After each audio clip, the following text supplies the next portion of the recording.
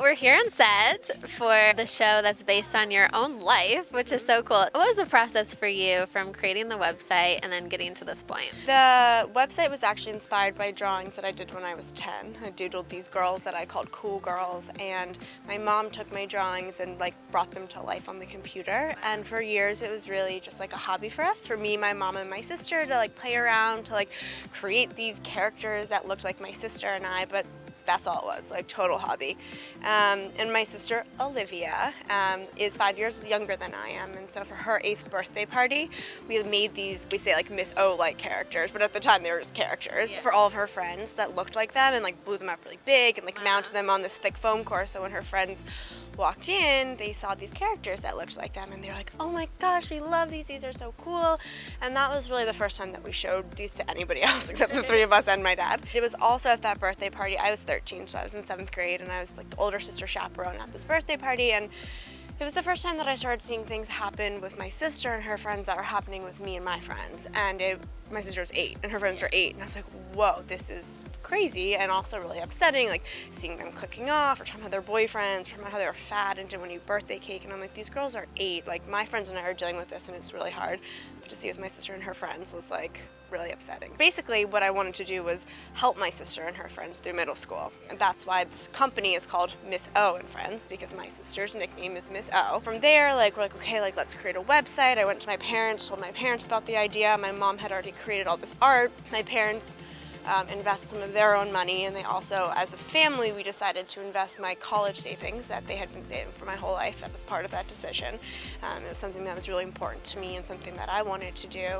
And yeah, so we created a website. The company officially launched when I was 16. We've always been a by girls for girls site, and the whole purpose of Miss O and Friends is really to provide a safe place for girls online. We're 100% COPA compliant, so girls can ask questions, they can get advice, but we've always wanted to build self-esteem for young girls and find ways that we can do that in a true, genuine, authentic way, as opposed to just saying feel good about yourself, because that doesn't work. Which is why all of our content is user generated. It's the girls who are writing the articles, who are coming up with the games, who are finding the pictures, who are always giving us input for whatever it is that we're going to do on our site. With that, they've always said they wanted a show.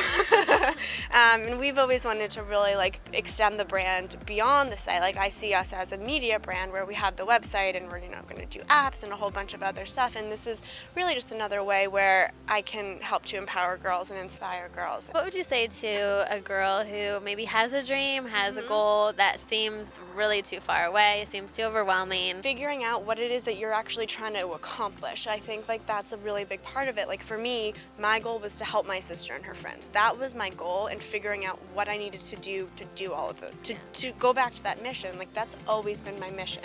And I think people do pivot and they do change, and the company has totally changed in the last 11 years, but that's always been the mission of what we're trying to do. So I would say find what it is you're trying to fix or change or accomplish, or what it is that's super important to you that you think isn't out there. You might not have supportive parents or supportive friends, but you do need to find someone who can support you. What are some things that you've learned from overseeing this website that we're not alone on, that a lot of girls deal with? Even across generations, different countries, different cultures, girls are literally going through the same thing, just maybe different because how old they are or what country they live in. There's this one girl from India who wrote in being there's this Hindi song that I hear all the time, and every time I hear it, it makes me think of my ex-boyfriend, and I can't listen to it anymore, and I'm so upset, I don't know what to do.